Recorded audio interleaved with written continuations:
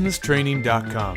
Globally recognized 100% online business training and certification programs completed in 5 months. All right, so thanks again for everyone coming. The Hedge Fund Group started about 3 years ago now, just as a kind of in-person networking group here in Boston. And then we moved it to an online networking group connected through LinkedIn.com, and we now have 30,000 members around the world. And one of the reasons we've grown so quick is we just provide free educational resources, free networking events, and it's something that exists in other industries, but in the hedge fund industry it's pretty hard to meet other small hedge fund managers or other fast-growing fund managers that are like yourself. So we just try to create a networking environment in major hedge fund hubs so that you can connect with other people who might have similar problems or a solution that might help your business grow.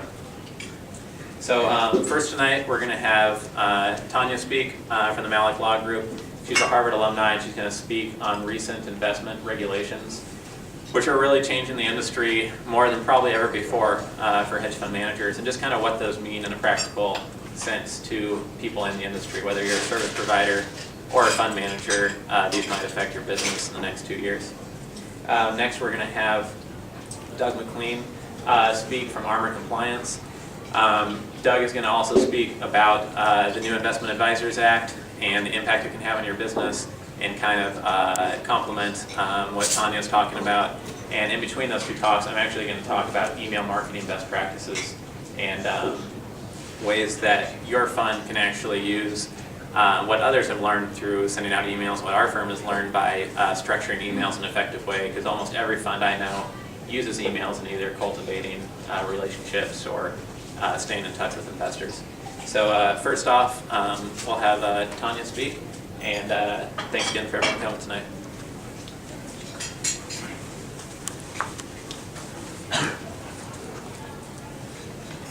Hello, everybody. If anybody can't hear me at any point, please let me know. I don't want to shout into the on and off microphone here. Well, like you already said, what I'm going to talk to you about first is the evolution of the ever-present financial crisis, which I'm sure you all have intimate first-hand knowledge of at this point. And the new regulations that it spawned. Specifically, I'm going to discuss the Hedge Fund Transparency Act of 2009, HFTA, which may affect a lot of both funds and fund managers. Most people know that by the fall of 2008, the collapse of the credit market led to our current crisis on Wall Street and beyond. But the seeds of the crisis actually started as far back as 2000 with the tech bust, which of course led to lowering of interest rates and spawned the housing boom, which led to short-sighted mortgage lending practices, which only furthered the housing boom and led to the development of complex investment products pooling those bad mortgages together, which of course led to the collapse of the major financial powerhouses and our current crisis. Given the importance of the housing crisis in our overall financial crisis, it's not surprising that the first step that the federal government took to intervene in the crisis was to bail out Sallie Mae and Freddie Mac in September 7th of 2008, where they stepped in and committed $100 billion to try to bail out these two giant organizations. They're actually the two biggest mortgage finance companies in America. But not everybody was so lucky, of course. In September 14th through the 15th of 2008, we saw the bankruptcy of Lehman Brothers and the sale of Merrill Lynch to Bank of America for $50 billion in an effort to stop its slide into financial ruin, basically. And around this time, the Dow also plummeted by 504 points, which was the biggest drop since 9/11 at that point, and it included a 60% drop in AIG stock as a result of it initially being denied a loan by the federal government. However, the Fed sometimes does change its mind, and the very next day, they ended up loaning AIG about $85 billion and kind of taking control of the company. And this was about the same time that you saw most investors flee to cash products. Of course, everybody's favorite, the big boy bailout, the one that everybody loves to talk about. And on October 3rd, 2008, this legislation was proposed that would authorize the Treasury to purchase up to $700 billion in mortgage-backed securities from all the troubled firms. And around this time, you also saw a 778-point drop in the Dow after an earlier version of the bill was rejected by the House. And this sort of gives you some perspective on the effect that even the consideration of legislation can have on the markets and beyond, which we're going to talk about a little bit more with respect to the Hedge Fund Transparency Act of 2009. The roller coaster ride was not over, of course. On October 10th, 2008, we saw the Dow have its worst week ever, dipping below 8,000 just days after the Federal Reserve moved to cut interest rates. We can't forget about the auto bailout. Of course, in November 18th of 2008, the Big Three requested aid from Congress. They were initially denied. Helpful hint, if you want money, look poor. Private jets, not a good idea. Of course, subsequently, the government did intervene, but their initial request in November of 2008 was denied. And you can't forget about everybody's favorite man, Bernie Madoff. His tumble from atop his pyramid of shame happened December 11, 2008, when it was discovered that he had made off with about $65 million of investors' assets. I guess the lesson to be learned from this report and the powers that be is to always listen to the wise and observant financial minds here in Massachusetts when they tip you off to something. Thank you, Harry Markopoulos.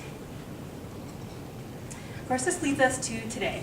2009 pretty much has continued 2008's unfortunate economic decline, with housing prices continuing to suffer, record lows in the stock market, record highs for unemployment. But some say, there's light at the end of the tunnel. Certainly the folks at Goldman Sachs would agree with that statement after posting their biggest profits ever in its 140-year history. In July 14th of 2009, during the midst of the worst economic crisis since the Great Depression, somehow they've managed to do very well. Why? Well, I'll leave that one to you conspiracy theorists out there. I guess it pays to have friends in high places in the Treasury. But this whole mess has led us to, unfortunately, new regulation. And the one, I guess, that I'm going to speak on today is the Hedge Fund Transparency Act of 2009. It was introduced in January of this year by Senators Grassley and Levin, who both said that the appetite for this sort of legislation really wasn't there until the current financial crisis. So, thank you, crisis. You might remember Senator Grassley as actually being the senator who had introduced previous legislation, the Hedge Fund Registration Act of 2007. That was later overturned by the Goldstein decision that many of you may be familiar with. And both Senators Grassley and Levin have indicated that HFTA was designed to essentially be a revised version of that bill, except this time they're going to focus on private funds instead of their advisors. The main sea change with HFTA is essentially changing what was previously an exception from the definition of what even is an investment company to merely an exemption from certain regulations under the Investment Company Act. And this is important because previously they simply said, as long as you either had 100 or fewer accredited investors or only have qualified purchasers, you're just not an investment company, period. So don't worry about the Investment Company Act of 1940. Now they're saying you are an investment company, we just won't make you comply with all of the burdensome regulations that your average mutual fund, say, would have to deal with. It essentially proposes 4 new conditions, the first of which is probably the most important for most of you, especially if you're an advisor. And for any fund that has $50 million or more, which is a relatively low bar these days, they would be required to register with the SEC. Now, the problem with this is most references to investment companies in both the Investment Company Act and the Investment Advisors Act refer to a registered investment company. And if a private fund relying on the exemption is now both an investment company and registering, does that make them a registered investment company? And this confusion is leading to a lot of speculation about the implications of this new law. Specifically, unintended consequences for investment advisors. Currently, most private fund advisors don't have to register with the SEC because they essentially rely on not being an advisor to an investment company and having fewer than 15 clients, so they aren't required to register. But now, if they're advising what would be considered a registered investment company, they may have to register under the Advisors Act, which would be almost every fund manager out there.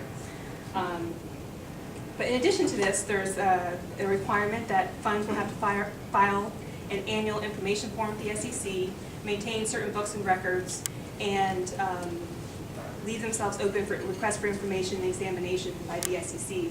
There's also been some discussion that they would have to comply with certain anti-money laundering regulations similar to what mutual funds and other financial institutions currently deal with. Probably the biggest of these remaining three is the annual information form, because information that was previously confidential is now going to be required to be filed at least every 12 months with the SEC and will be publicly available. And this includes, among other things, the names and addresses of all your investors. And unfortunately, for a lot of high net worth individuals, this is not something that they like, obviously. They're used to having their investments kept private, and they don't really want people knowing where all their money is. And it remains to be seen whether this would have a chilling effect on investment by these individuals in private funds. Of course, in addition to these questions, there are still some open issues that many people are debating, such as the applicability of HIFTA to offshore funds. It's not really clear from the legislation. We also don't know whether the SEC's current approach of not considering foreign investors for purposes of meeting requirements to be a private fund, whether that would continue under with this new change in the regulations. And of course, whether an offshore fund with U.S. investors, would they have to register? And if so, would they have to disclose all of their investors, not just their U.S. investors? We don't know. Of course, there's been a lot of speculation that legislation like HIFTA is merely the tip of the iceberg with respect to the coming tsunami of regulation, one of which, of course, Mr. McLean is going to discuss in a little bit. But people say that the American public is in such an uproar about the Great Recession. They want blood, they want it from wherever they can get it, basically. And history kind of suggests that anger tends to die down once things start doing a little bit better, though. Because you can see in the 80s, there was Black Monday. Some of you are old enough to remember Black Monday, but nothing happened. In the 90s, you had the implosion of the long-term capital management, and nothing happened. In 2000, you had the tech bust. A little something happened, but mostly to entities like mutual funds that were already heavily regulated, so it's not that big a deal. They didn't really touch private funds or their advisors. The question is whether the Great Recession will finally be the financial meltdown that will lead to significant reform, or whether the fervor will end up just dying down as people's anger subsides when they get more money in their pocket. Only time will tell, but I can tell you that my contacts that sit on the relevant congressional committees are saying that they think if other legislation that's currently being considered by Congress were to pass, such as the healthcare bill or other legislation, the momentum from getting that passed might actually give HIFTA some teeth. And instead of there just being dead-end reform like there has been in the past, it might actually get some movement forward. That's all I have for you. Anybody have any